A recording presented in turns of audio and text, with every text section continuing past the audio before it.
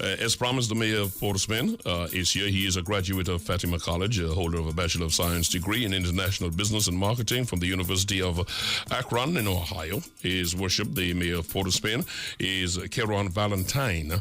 He is said to be a product of the city of New York. We will find out more about that after we welcome him. Mr. Mayor, thank you so much for joining us this morning. Thank you. Morning. Let me see. Right, I did get the right microphone organized there.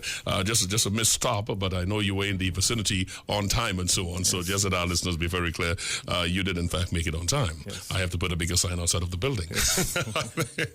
At 31, you are the youngest mayor of the city of Port of Spain. You have been, you've been deputy for 6 years, and according to former Mayor Louis Lee Singh, he said, I groomed him for an occasion like this. I am sure your predecessor, Mayor Tim Key, will echo the same sentiments. Folks are concerned about whether you are ready for the job. That is going to be the first question, but I ask you that in tandem with our folks underestimating the machinery that keeps the mayoralty running, to say that not only your competence is up to scratch, but also there is a support unit in place. Respond to that, please. Yes, of course. Well, first thing, I don't want anyone to underestimate my age, because I've been appointed deputy mayor since the age of 25. And I've sat in the chair, I've acted as mayor on numerous occasions under both former mayor Lee Singh and former mayor Tim Key. Mm-hmm. So I won't go too much into details and say, let's let the facts speak for itself. With respect to support base, I think I have the best support base around me. Of course, we've brought on former mayor and longest serving mayor of the city of Port of Spain, Mr. Murchison Brown, as special advisor. So his wealth of experience speaks for itself. He has made an invaluable contribution to the development of the capital city. Yeah, you can be in the bullpen, as it were, for a very long time. Yes. You can be warming up. Yes. You can be going through. You have sat in the chair a couple of times, but it's a whole different ball game for some reason psychologically when the game is yours. Yes, it is. All right. Does the new mayor of Port of Spain, Keron Valentine, have his own agenda, or do you see it your role to carry through with some of the initiatives embarked upon by your predecessor? Well, I'm glad you asked that question, because that's the question that everyone is asking. Mm-hmm. And you're so correct. My task for the next 8 months is to see through what has been started by former Mayor Lee Singh and Tim Key, because as deputy mayor, I am part of and parcel of initiatives that would have started under former Mayor Lee Singh, and former Mayor Tim Key would have inherited it. And now I have inherited. So, it's just to keep the ball rolling. Yes, it's just to keep the ball rolling. And I pledge to do that. And I will be doing just that with the support of the council and the Port of Spain Corporation. You do not sit there for 6 years and not be totally up to scratch with all the things that are in there. For that reason, I am satisfied that the ascendancy is not a problem. Yes. And I never let age be a hurdle, because I see age also bringing new, fresh ideas or fresh approaches, fresh perspective, to stuff, which is always important. Let's look, however, at some of the items that are incomplete coming out of your predecessor. One specifically is the area of the vendors on Charlotte Streets. They were to be removed by February 14 to the Central Market. No, that's not Charlotte Street. That's Salvatore. Salvatore, I do apologize. Yes, Salvatore is what I refer to. Yes. And that was, what is the situation on that? Well, I was briefed on Friday that those vendors were given a further extension to the 29th, I think it is, of February. Either the 27th or 29th of February. So on Monday, we will be treating with that. But my understanding is that they've been given a further extension to the February month's end. Sitting there for 6 years under former mayors Lee Singh and Tim Key, you have heard repeatedly the calls for us to clean up the city of Port of Spain, let it look like a capital city. That surely must be in the priority list to be done, because on the one hand, there are a lot of functional things to be done, and that is true. But there is always that question of optics. There's always that thing of, okay, if the car does not look good from the outside, nobody's going to investigate from the inside. Yes, you're so correct. The issue of cleanliness of the city continues to be a work in progress. Mm-hmm. We have tried many initiatives. The latest being continuous cleaning.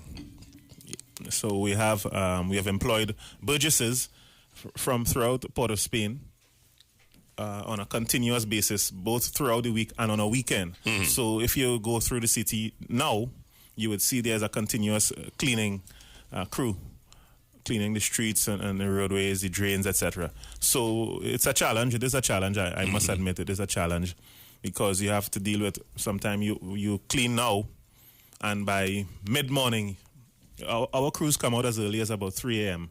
And by mid-morning, you see the business establishments and people on the whole, throwing trash on the sidewalk. Are they not responsible for the look in front of their premises, of course businesses? And can they not be fined? And have they been fined? Well, that is something we really treat with. We have to put tighter control measures in place. And the Public Health Department with the Public Health Inspectorate will be treating with that as we speak. Because, we are all looking for money, and as you must have heard your mother say, I heard mine say it, those who don't hear will have to feel. Of course. And after a while, if folks are not indeed assisting in keeping the immediate area in front of their businesses clean, then they can be fined. And that is something that we just need to do. And another challenge, if I may add, another challenge I would add to that is that the fines that are imposed must be... It's very archaic, and it's very small. Sometimes it's $50, so...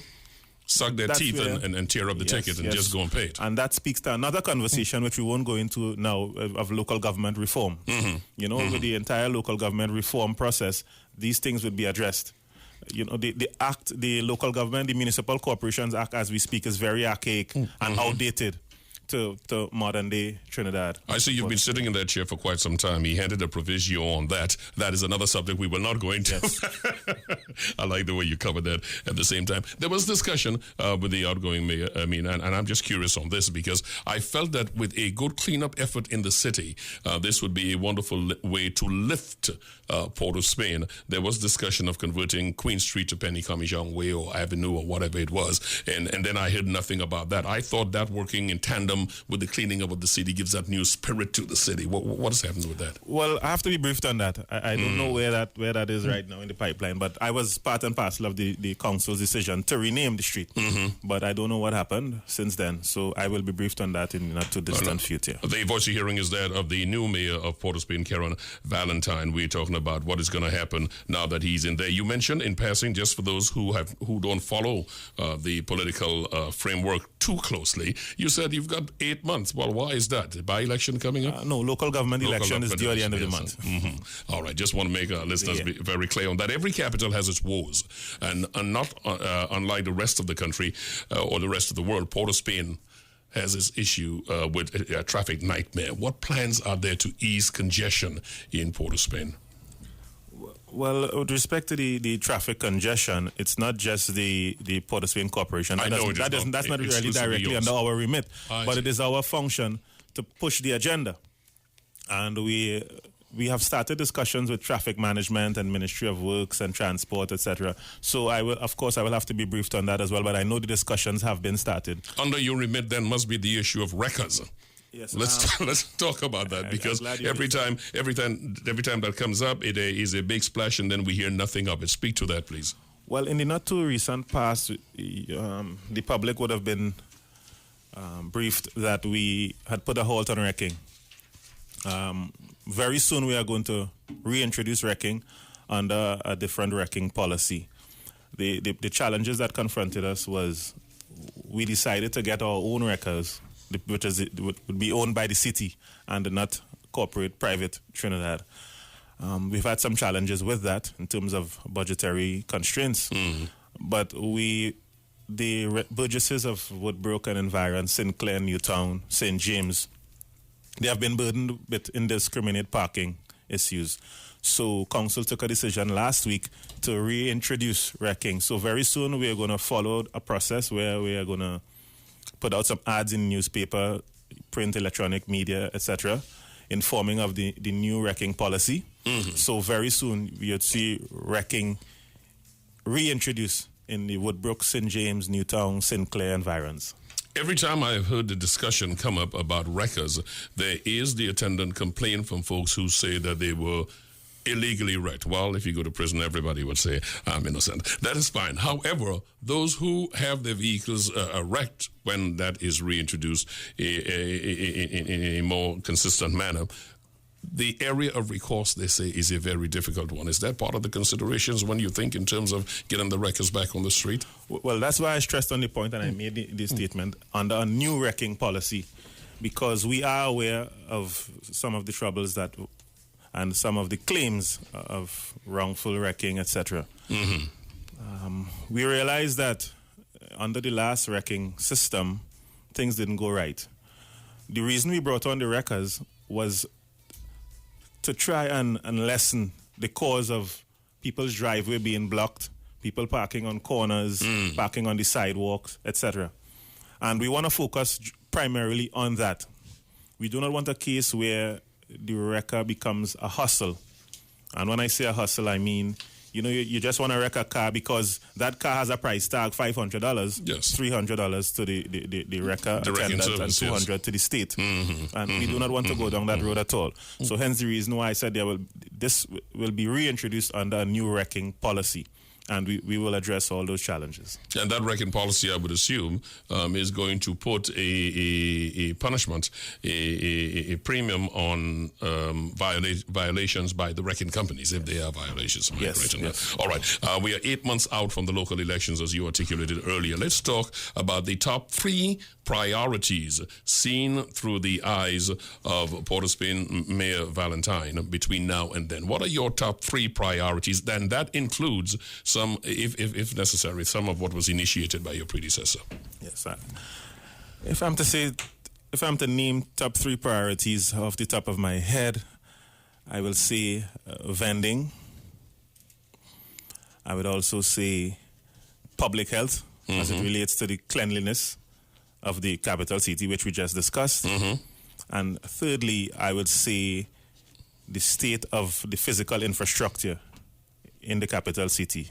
That is our roads, our sidewalks, or slipper drains, because every single day the city is bombarded with legal letters by people who may stumble, fall into manholes, people with their vehicles, cars go under and damage their vehicles.